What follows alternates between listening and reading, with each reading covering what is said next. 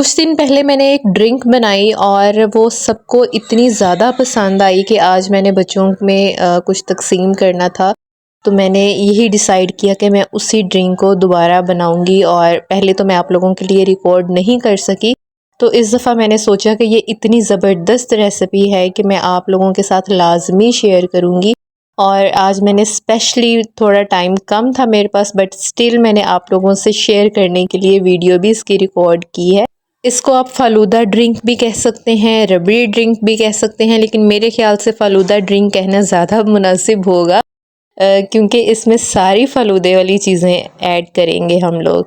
5 کلو دودھ لے لیا ہے اور اس کو بوائل ہونے کے لیے رکھ دیا ہے، اور چمچ چلاتے رہنا ہے تاکہ اس کے اوپر بلائی نہ جمع ہو۔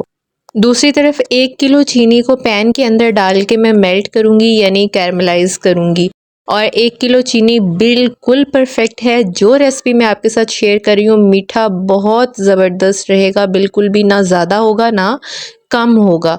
اور ابھی اس کے اندر بہت سی چیزیں ایڈ ہونی ہیں، تو 1 kg انف ہے، اس سے کم بھی آپ نے یوز نہیں کرنا۔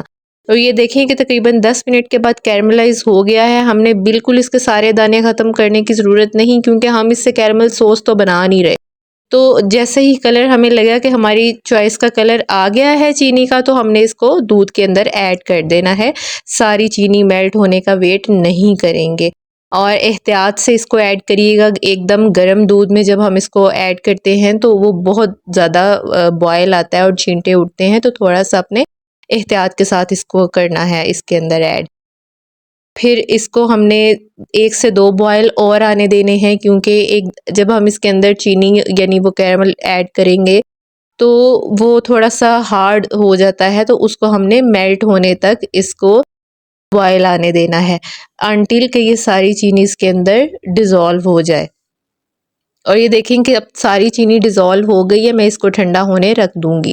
دوسری طرف میں نے جو کلرفل سوئیاں ہوتی ہیں وہ لے لی ہیں، اور ان کو میں بوائل کر لوں گی۔ اور اس کو بوائل آپ نے صرف 3 سے 4 منٹ کرنا ہے، اس سے زیادہ بالکل بوائل نہیں کرنا۔ اسی ٹائم کے اندر یہ بہت اچھی بوائل ہو جائیں گی۔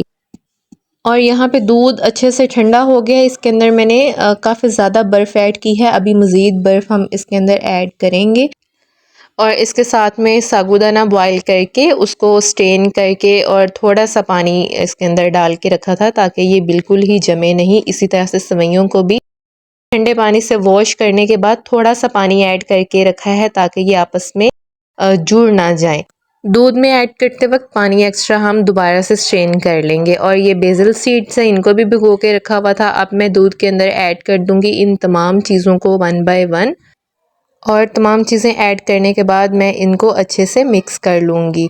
اور اس پوائنٹ پہ میں نے تھوڑی سی برف اور ایڈ کی ہے، اس کے علاوہ بھی برف ایڈ ہوگی اس کے اندر، کیونکہ یہ جتنا زیادہ چلڈ ہوگا اتنا ہی زیادہ مزے کا یہ لگتا ہے۔ اور ابھی ایک اور انگریڈینٹ ہے جو کی انگریڈینٹ ہے، اور اس ڈرنک کا سارا ٹیسٹ اس پہ بیس کر ہے، and that is ice cream. اس کے اندر تقریباً 1.5 لیٹر کے قریب میں نے آئس کریم کا بلاک ایڈ کیا ہے۔ یہ کلفہ فلیور ہے، آپ نے بھی سیم یوز کرنا ہے، اس سے بہت اچھا ٹیسٹ آتا ہے۔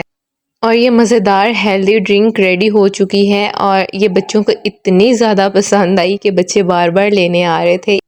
آپ نے اس ریسیپی کو میرے کہنے پہ لازمی ٹرائی کرنا ہے، یہ سب کو بہت پسند آئے گی۔ اگر آپ اپنی فیملی کے لیے بنا رہے ہیں، یا اگر آپ میری طرح بچوں میں ڈیوائیڈ کرنا چاہ رہے ہیں، تو بچے بھی اس کو بہت لائک کریں گے، کیونکہ بچے ایک دفعہ لے کے جانے کے بعد بھی واپس آ رہے تھے۔ Thank you for watching.